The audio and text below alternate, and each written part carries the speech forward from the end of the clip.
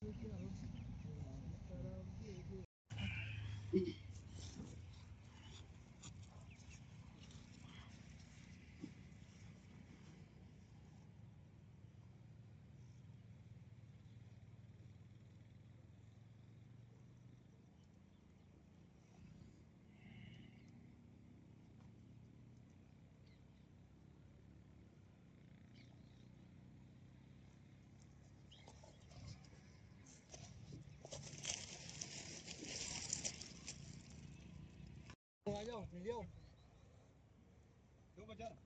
बच्चा ना जी, एक वहाँ लगा देंगे, एक वहाँ लगा देंगे सामने।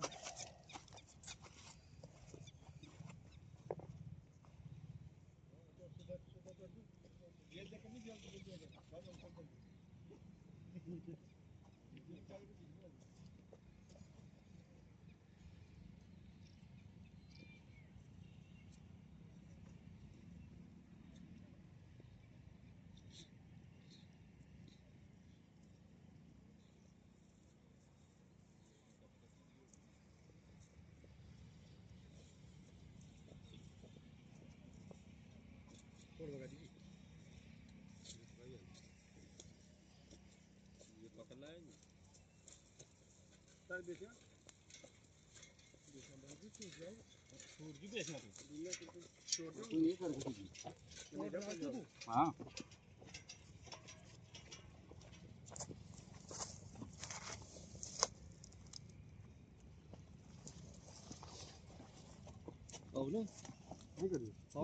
फोटो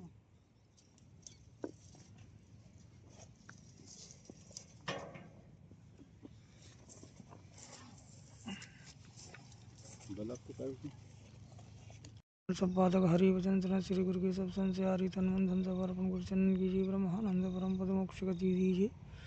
बोल सदगुरुदेव भगवान की जय। खाटू श्याम दरबार की जय।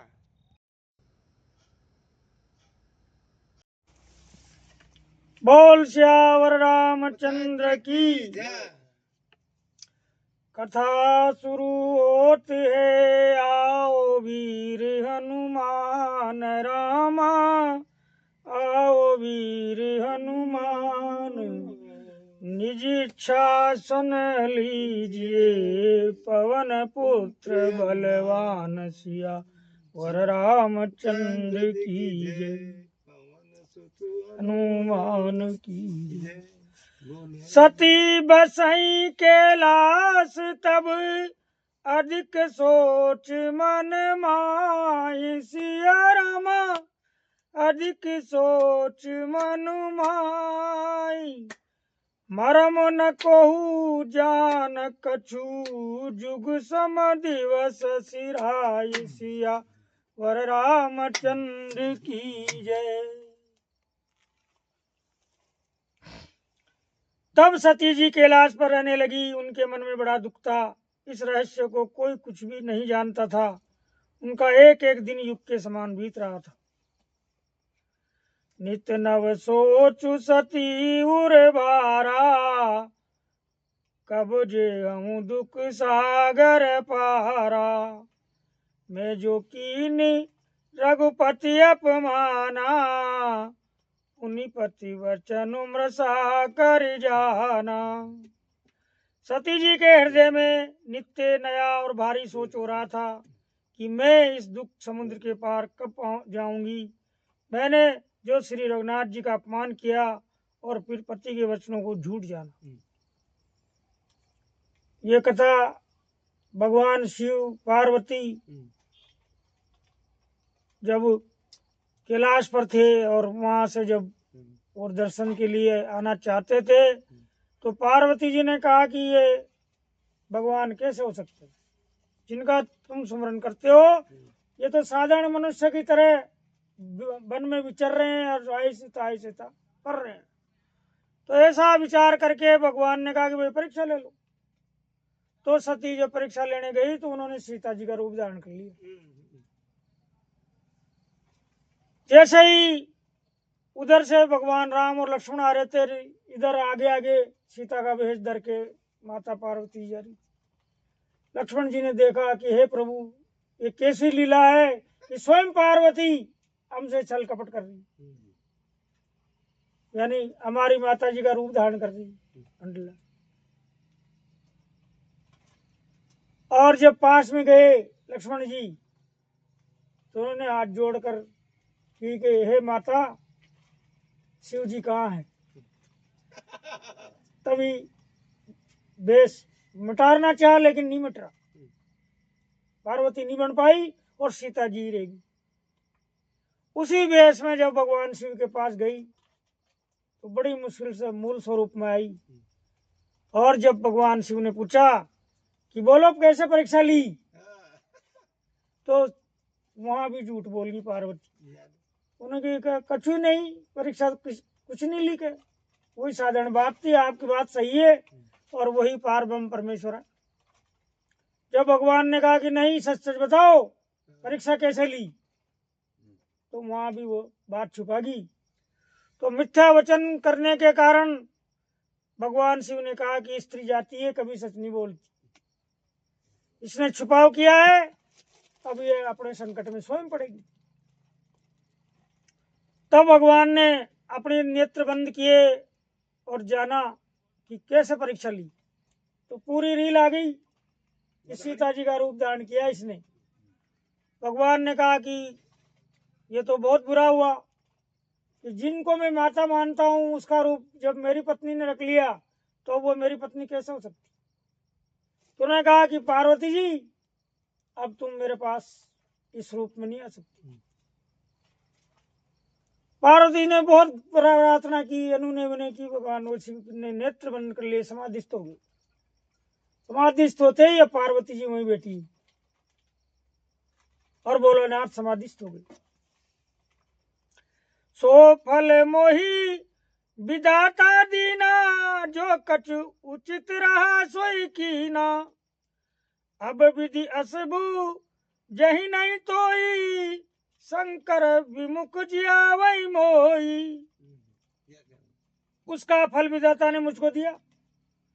पार्वती जी कह रही कि प्रभु से मैंने छल किया तो अब मेरे को इसका दंड मिलना है। जो उचित था वही किया, परंतु हे विधाता अब तुझे ये उचित नहीं है जो शंकर से विमुख होने पर भी मुझे जिला रहा है कि अब मैं जीवित नहीं रहना चाहती, मेरे प्राण ले लो। कहीं न जाए कछु हृदय गलानी, मन मऊरा मैं सुमिर सयानी।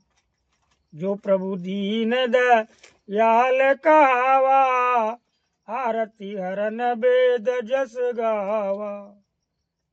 पार्वती जी कह रही सती जी के हृदय की गलानी कुछ कही नहीं जाती। बुद्धिमती सती जी ने मन में श्री रामचंद्र जी का स्मरण किया और कहा, हे प्रभु यदि आप दीन दयालु कहलाते हैं और वेदों ने आपका यश गाया है कि आप दुखों को हरने वाले हैं। यहाँ पर पार्वती जी का नाम नहीं है, अभी पार्वती जी तो अवतार लेगी बाद में, अभी सती जी है। सती जी के रूप में परीक्षा ली थी इन्होंने, मैंने वो थोड़ा ब्रह्मवश पार्वती जी के दिया, लेकिन उस रूप में वो सती जी थी। और बाद में जब वो अपना प्राण न्यौछावर करेगी तो वो हिमालय के घर पैदा होगी और तब पार्वती जी नाम होगा और उस समय फिर वापस शिव जी का वर्ण करेगी। तो ये कथा पिछली है, इसलिए मैंने आगे की बात आपको बताई।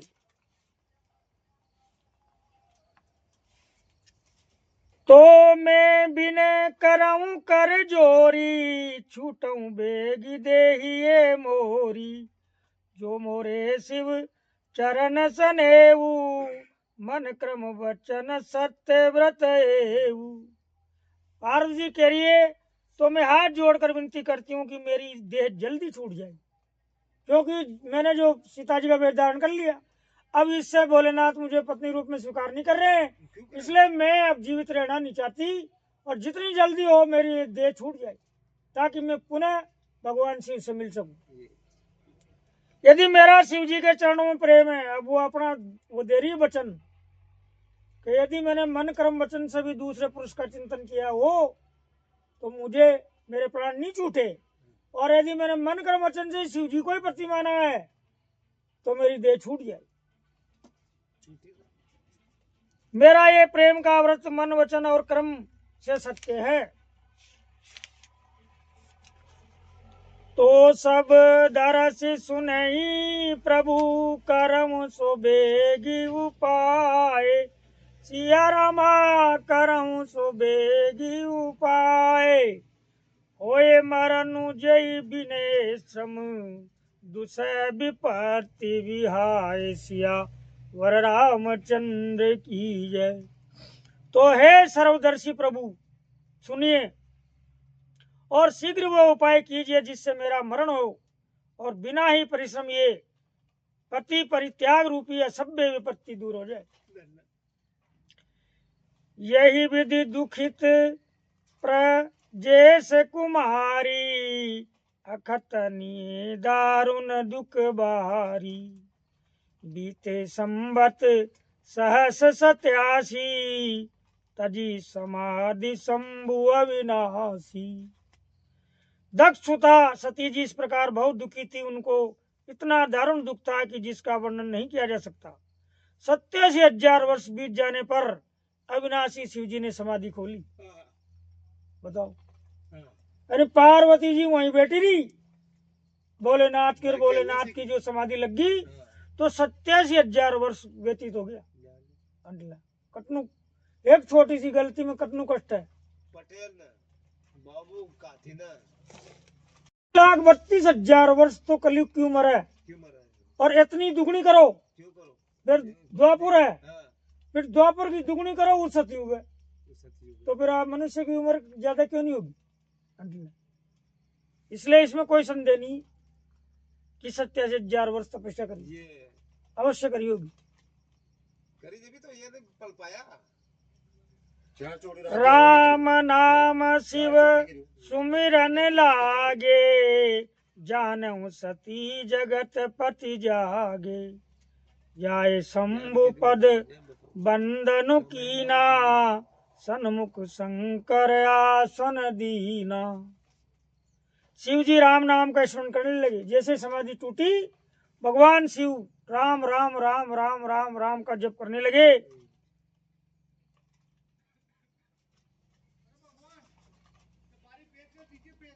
तब सती जी ने जाना कि अब जगत के स्वामी शिव जी जागे। उन्होंने जाकर शिव जी के चरणों में प्रणाम किया। शिव जी ने उनको बैठने के लिए सामने आसन दिया।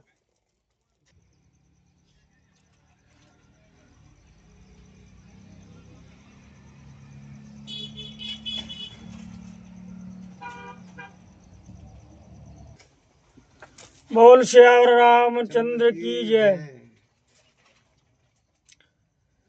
तो सब दरस सुनई प्रभु करम सो बेगी उपाय। सिया रामा करम सो बेगी उपाय। होय मरनु जय बिने श्रम दुसह विपत्ति विहाई। सियावर रामचंद्र की जय। तो हे सर्वदर्शी प्रभु सुनिए और शीघ्र वो उपाय कीजिए जिससे मेरा मरण हो और बिना ही परिश्रम ये पति परित्याग रूपी असभ्य विपत्ति दूर हो जाए। यही विधि दुखित प्रजेश कुमारी अकथनीय दारुण दुख बारी। बीते संबत सहस 87 तजी समाधि शंभु अविनाशी। राम नाम शिव सुमिरन लागे, जानहु सती जगत पति जागे। जाय शंभु पद बंदनु कीना, सन्मुख शंकर आसन दीना। शिव जी राम नाम का स्मरण करने लगे। तब सती जी ने जाना कि अब जगत के स्वामी शिव जी जागे। उन्होंने जाकर शिव जी के चरणों में प्रणाम किया। शिव जी ने उनको बैठने के लिए सामने आसन दिया। बगल में अटकी, बगल में से हटा दियो आसन और सामने डाल दी। लगे कहने हरि कतार साला, दक्ष प्रजेश भय के ते काला। देखा विधि विचारी सब लायक, दक्ष कीनी प्रजापति नायक। शिव जी भगवान हरि की रहस्यमयी कथाएं कहने लगे। उसी समय दक्ष प्रजापति हुए। ब्रह्मा जी ने सब प्रकार से योग्य देख समझकर दक्ष को प्रजापतियों का नायक बना दिया। वहाँ दक्ष को जन्म हुए बाद अब यहाँ का गन्ना जन्म लेगी पार। बड़े अधिकार दक्ष जब पावा, अति अभिमान हृदय तब आवा। नहीं को अस जन्मा जग माई, प्रभुता पाए जाए मदनाई। जब दक्ष ने इतना बड़ा अधिकार पाया तब उनके हृदय में अत्यंत अभिमान आ गया। जगत में ऐसा कोई नहीं पैदा हुआ जिसको प्रभुता पाकर मद न हो। जैसे ही दुनिया में किसी के पास संपत्ति आती है या बुद्धि आती है या पद आती है तो वो अहंकार में भर जाता है और मुझसे बड़ा कोई नहीं ऐसा समझने लगता है। तब समझो उसके विनाश का समय आ गया। और यही इस युग में हो रहा है। जो अपने पुराने दिन भूल जाते हैं कि मैं पुराने समय में मैं और मेरा परिवार किस हाल में था, लेकिन जैसे ही आज की वो देखता है माया को और वैभव को देखता है तो वो अपने पिछली पीढ़ी को भूल जाता है कि मेरे पीढ़ी ने कैसे दुख भोगे और मैं अब जाके कैसे आया हूँ। तो उसी समय उसके परिवार का जो अंतिम सदस्य है वहां से उसका पतन शुरू होने लगता है। धीरे धीरे वो पुनः उसी जगह पहुंच जाता है जहां से उसका पिछला परिवार चला था। तो प्रजापिता ने जब दक्ष को पैदा किया तो उसने देखा करो मैं तो भगवान ने पैदा करो तो मैं बड़ो कौन होगा। तो उसके अभिमान आ गया और वो भोलेनाथ से भी अपने आप को ऊंचा समझने लगा। राधे राधे राधे। बड़े अधिकार दक्ष जब पावा, अति अभिमान हृदय तब आवा। नहीं को अस जन्मा जग माई, प्रभुता पाए जाए मदनाई। कि जैसे प्रभुता आती है उसको पद और प्रतिष्ठा मिलती है तो वो अपने आप को भूल जाता है। दक्ष लिए मुनि बोली सब, करन लगे बड़ जाग। नेवते सादर सकल सुर, जे पावत मक भाग सिया वर रामचंद्र की जय। दक्ष ने सब मुनियों को बुला लिया और वे बड़ा यज्ञ करने लगे। जो देवता यज्ञ का भाग पाते हैं दक्ष ने उन सबको आदर सहित निमंत्रित किया। किन्नर नाग सिद्धि गंधर्वा, बंधुन समेत चले सुर सरबा। विष्णु विरंचि महेशु बिहाई, चले सकल सुर जान बनाई। दक्ष का निमंत्रण पाकर किन्नर नाग सिद्ध गंधर्व और सब देवता अपनी अपनी स्त्रियों सहित चले। विष्णु ब्रह्मा और महादेव जी को छोड़कर सभी देवता अपना अपना विमान सजाकर चले। अभी ये नहीं गए। दक्ष ने अभिमान में आकर यज्ञ को आयोजन करियो और ब्रह्मा विष्णु महेश ये तीनों नहीं गया और ये सभी देवता जा रिया। अब देखते हैं आगे क्या होता। सती बिलो के व्योम विमाना, चले सुंदर विधि नाना। जात चले सुंदर विधि नाना, सुर सुंदरी करई कल गाना। सुनत श्रवण छूटई मुनि ध्याना।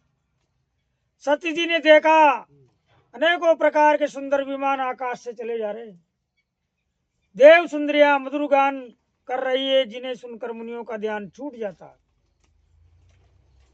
निमंत्रण दियो दक्ष पिता बना यज्ञ को तो ऊपर आकाश मार्ग से जब विमान जा रहा तो कैलाश पर्वत पर जब भोलेनाथ और पार्वती बैठे थे और कथा श्रवण कर रहे थे उन्होंने देखा कि विमान कैसे जा रहे हैं और कहाँ जा रहे हैं। पूछे तब शिव कहूं बखानी, पिता यज्ञ सुन कछुअर सहानी। जो महेश मोय आयुषु देई, कछु दिन जाए रहो मिसेई। सती जी ने विमानों में देवताओं को जाने का कारण पूछा कि ये कहाँ जा रहे हैं। तब शिव जी ने सब बातें बतलाई।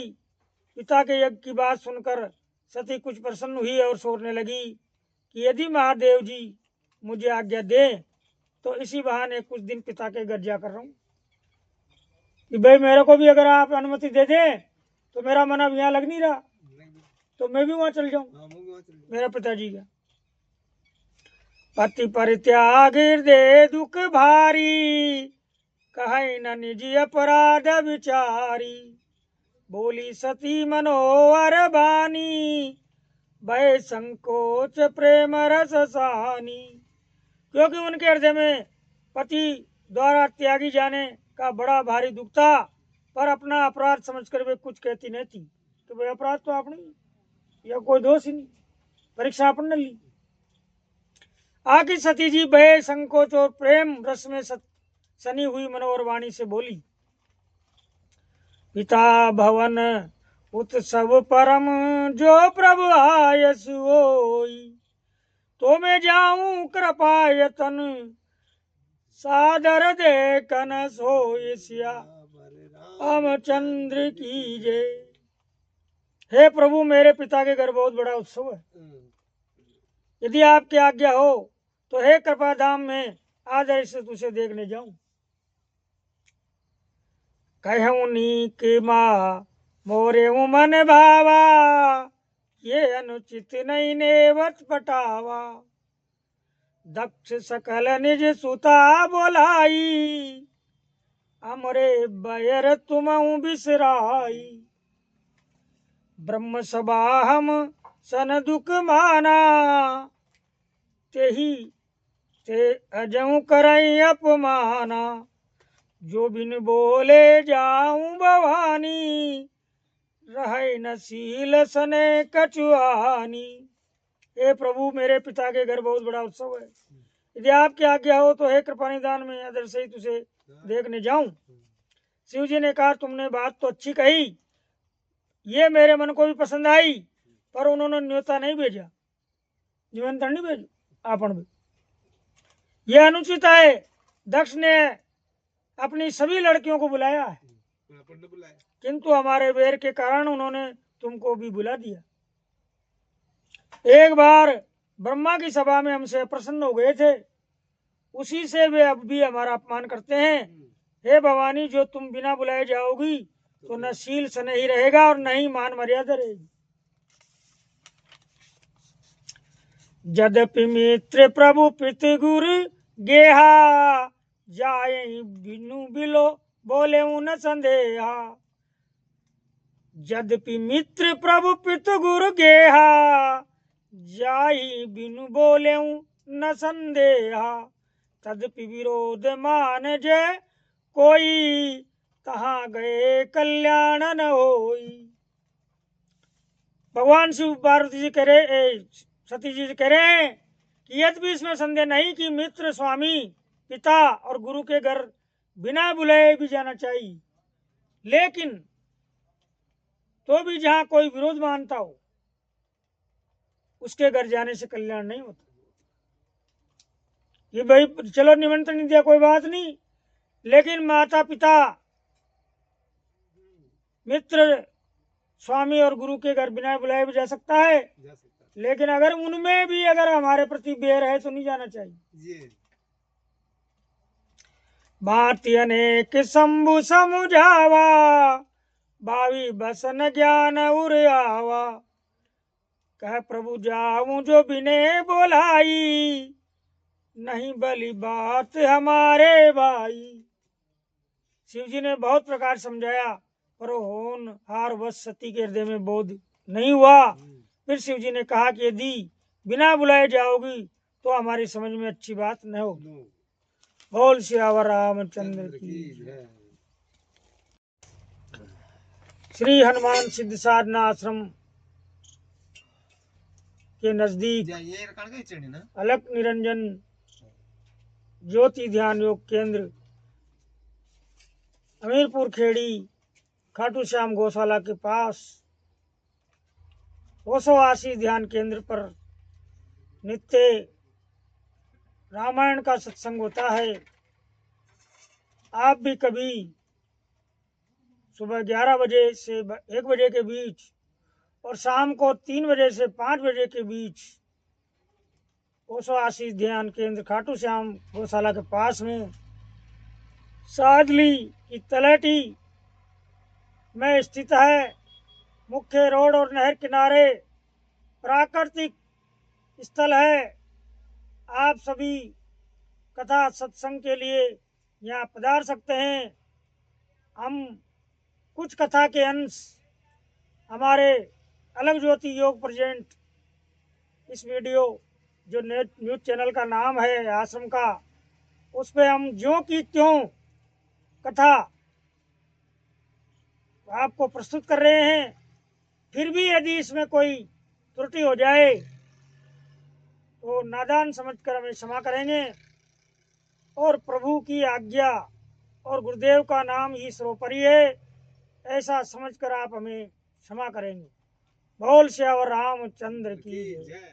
यदि आप उचित समझे तो हमारे इस चैनल को सब्सक्राइब करें और इस राम नाम की कथा रूपी गंगा को अपने मित्रों परिवार को आप इसको सेंड करें, पहुंचाएं, जिससे सभी सत्संग का लाभ ले सके।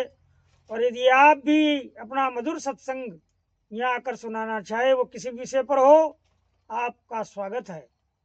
जय श्री राम, जय हनुमान।